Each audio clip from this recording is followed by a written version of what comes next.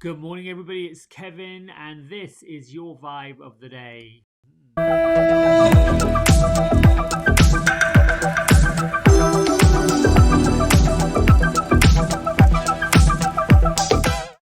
Hey, good morning, you lovely people out there. I'm glad to be here. I hope you're glad to be here. Well, it's morning where I am when I'm doing this, so goodness knows when you're picking this up, but I hope you're well. I hope everything in your world is going great for you, and if it isn't, well, then you have some work to do to change that. Let's get right to today's message. I sifted and I sorted and I meditated, um, and it has been quite a couple of days of contemplation for me. Um, I'm hearing whispers of the news, and I don't watch mainstream news anymore, and I find that to be better for me. It's less distracting. Um, I think those of us who are following a lighter path, a path of faith, a path of hope, a path of kindness, a path of love, that's what I mean by lighter, are sensitive. And I mean sensitive in a good way. Sensitive meaning that we're sensitive to feelings, sensitive and conscious of our feelings. And there are many times that those feelings can become quite raw, startling, especially when at the root of who we are, wired into what we are, is love and is kindness and is all those things that make us who we are. So today's message comes from Kyle Gray's first Angel Oracle deck, Angel Prayers Oracle deck. And I think these images were a result of his collaboration with Jason McCready. They're quite lovely. I think Jason McCready also worked on the second deck, which I've used, Keepers of the Light. But these were his angel prayers. And Kyle's take, and I think mine, and I've adopted it, learned from him, that when we pray, we're always asking for things that we want to have happen, that we want to occur, that we want to see and we want to get, rather than praying that it's already here and we're grateful for it. That goes along with my study with Abraham Hicks that says we're vibrational energy, and everything that we're creating in the now, right here, manifests. So what is going on now, what is happening now, what is occurring now in our world and our physical world, we actually brought into being by requesting it. So even when it seems like, well, why would I request something that wasn't quite right for me? Or why would I request something that was so awful? Because that's what the vibration was that you set out when you said this is what you wanted. Vibrational energy brings us everything we put our mind to.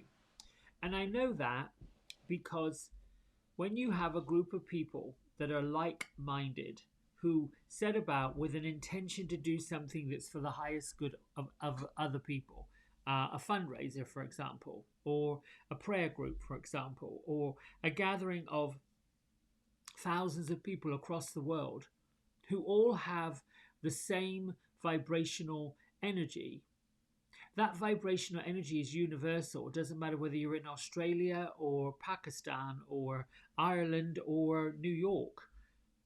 If your intention at the time is the same, that's a vibrational energy that's pretty powerful. And I'm digressing a little bit from today's energy, but I got a bonus card that literally, as I was shuffling, twisted over in the shuffle, and it was this one. Focus your mind. And I believe that was a personal message for me, because I have felt scattered. I have felt all over the place. I have not had physical money generating work to do. The salon has been quiet. And I'm grateful for the space of time to reflect, to learn, to read, to gather, to sort, to sift, and to really pay attention to what's important, what really is important. And I think for many people at this time, there is a lot of sifting and sorting and shifting and shaping and transforming from who they have been for however many decades, years, months, into who they are to become. And the fear and the unearthing of it is this idea that it's somebody else's choice, not ours, or somebody else's everything. That somehow other people control what we do, what we think, what we say, who we are, and that's really not the truth. So focusing the mind is setting your intention, being intentional about today, this moment you've got today. And their intention could be just literally to ground, to start from zero, to start from the bottom, to start from where your feet are, to start from where the earth is, to start from absorbing things that you don't need, that you don't want, that you're not really interested in vibrating with, and sitting in that ground, sifting through what you're going to take with you for the rest of the day and what you're just going to let go of. And if it means that you have to let go of more than what you're gaining or moving toward, then you stay in that space of releasing and letting go, which is the grounding part, which is the, think of it like a proverbial hole that you're putting things into, giving it over to Mother Earth. Maybe that's meditation.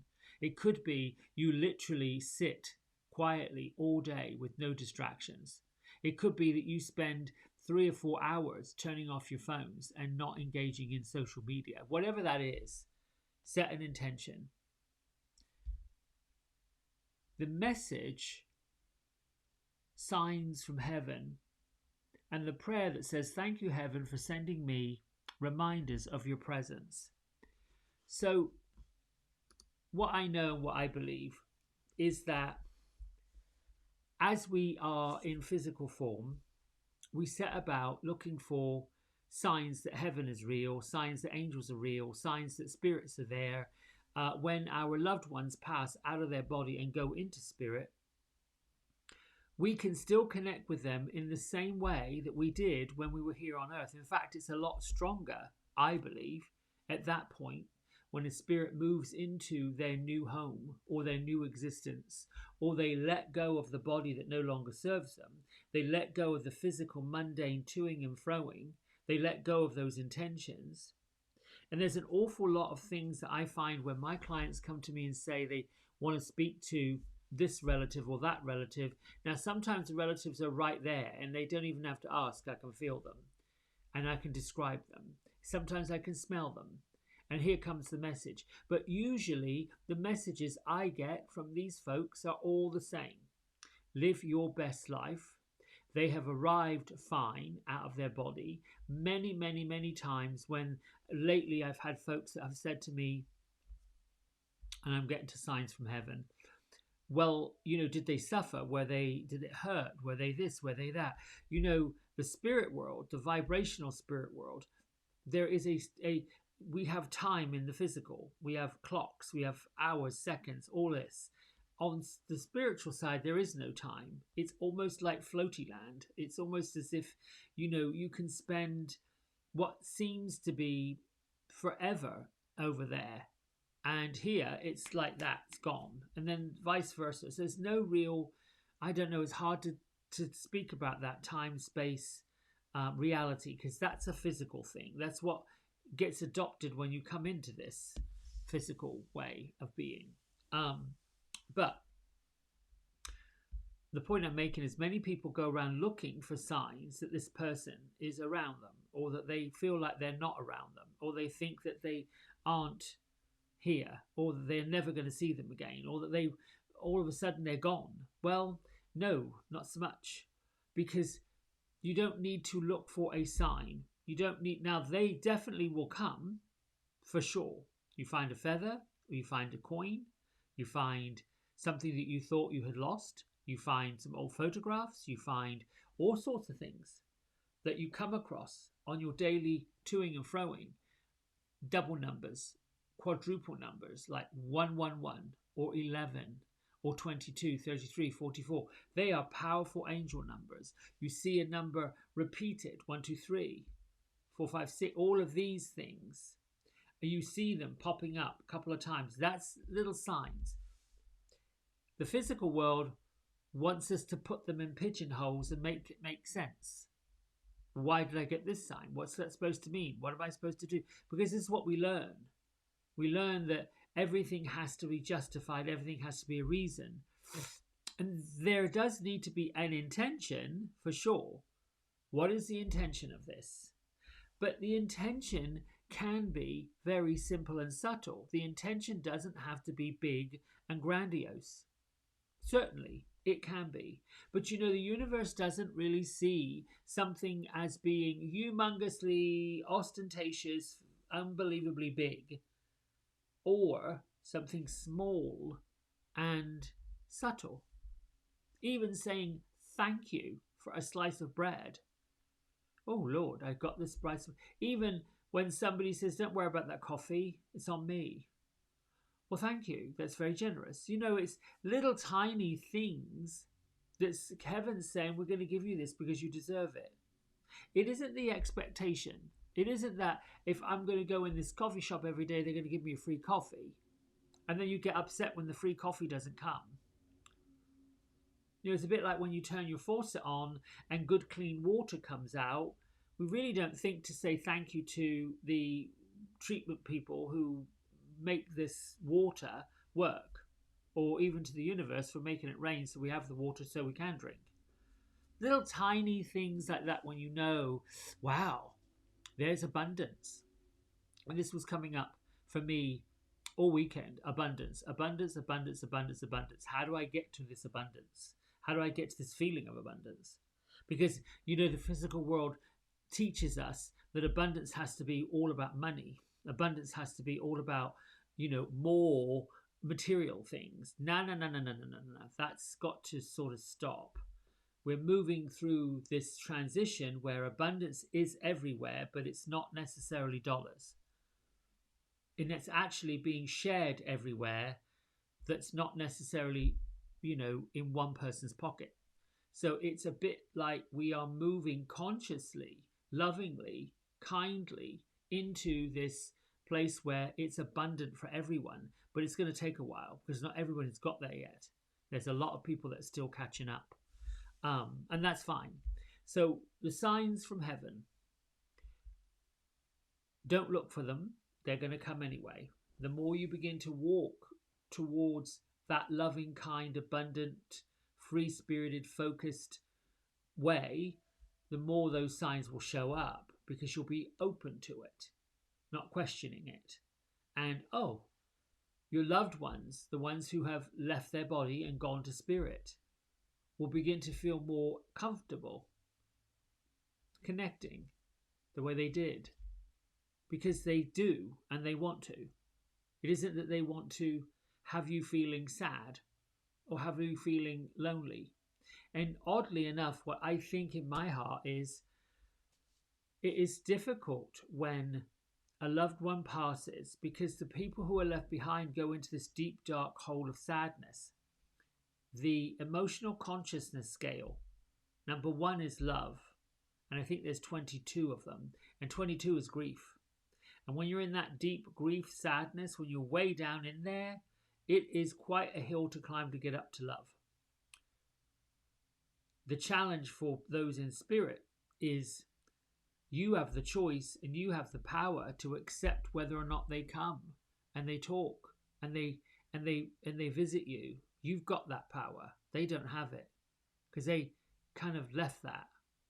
So if you want to connect with somebody, if you want to work through, you know, the filters of heaven and angels and spirit to connect with those folks, those people, the ones that you lost suddenly or at the end of whatever life, then you have the power to call them forward and do so with that love feeling, that focus feeling, the feeling that's good, the feeling not like I want this spirit to come here because I need to beat them up.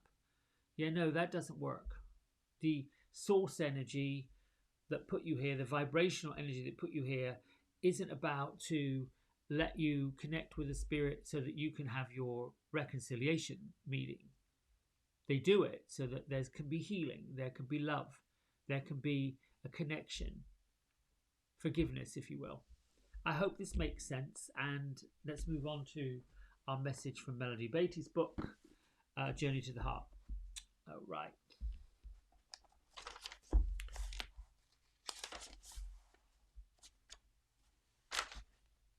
Ease up on yourself. When you don't know what to do next, ease up on yourself. See how much more you can accomplish, how much easier life is, how much more you enjoy life when you aren't forcing yourself. Forcing turns into fear. Fear that the job won't get done. Fear that the natural way things would evolve won't be right. Fear that you are not good enough. Oof.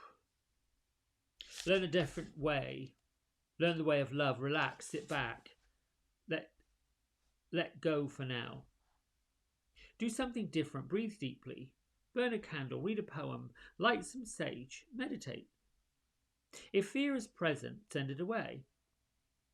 See it. Feel it. Then allow it to leave. Return to the task in love when it feels natural, right, and on time. Participate naturally, joyfully in creation, whether that's the creation of a relationship, a dinner, a garden, or a meeting. Sometimes it's time to focus, to try hard. Sometimes it's time to ease up. See how much more you get done when you ease up, and see how much more playing and laughing and enjoying gets done too. Yes. That's kind of how I feel about television and entertainment. Has to be easy, light, loving, and somehow got to make me laugh or think or ponder. So, the news cycle doesn't really do that. Doesn't. Okay. At this point, you would meditate, and I am going to let this one go. You know what to do with meditate: eyes down, breath on, eyes closed, and just be open to what you feel and what comes and what goes. And until next time, you have a great day, and I love you, and thanks for tuning in. Bye.